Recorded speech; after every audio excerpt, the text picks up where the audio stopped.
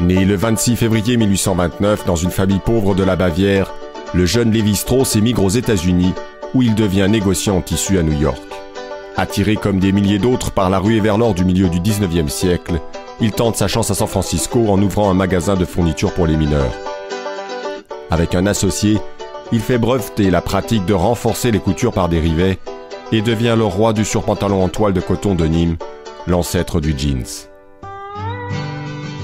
Vêtement économique, l'overall, le surpantalon, est d'abord destiné aux mineurs et aux ouvriers. Mais pendant la Grande Dépression, il devient également le costume des fermiers et des cow-boys.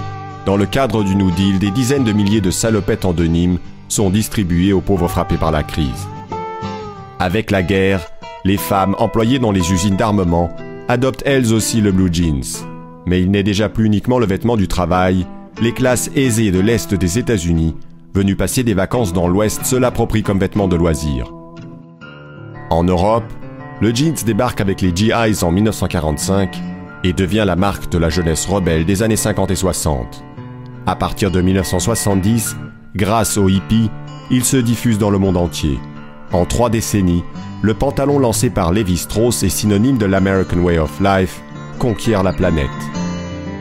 Aujourd'hui, après avoir été un symbole du rêve américain, la compagnie Lévi-Strauss se distingue dans la délocalisation. En 2004, l'entreprise a fermé sa dernière usine aux États-Unis.